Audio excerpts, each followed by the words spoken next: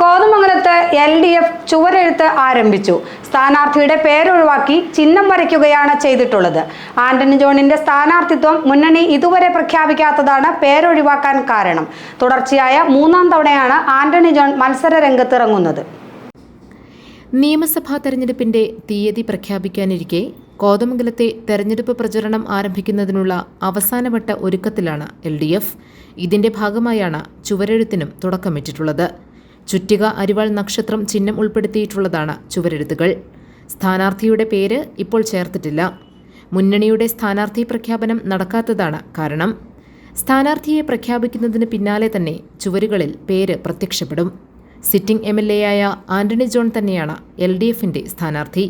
ഇക്കാര്യത്തിൽ അന്തിമ തീരുമാനം ആയിട്ടുണ്ട്. തുടർച്ചയായ മൂന്നാം വട്ടമാണ് ആന്റണി ജോൺ ജനവിധി തേടുന്നത്. ആദ്യം TU കുരുവിളയെയും രണ്ടാം വട്ടം ഷിബു തെക്കുംപുറത്തെയും പരാജയപ്പെടുത്തി. ഇത്തവണയും ഷിബു തെക്കുംപുറമാകും ആന്റണിയുടെ എതിരാളി. News desk GTV news.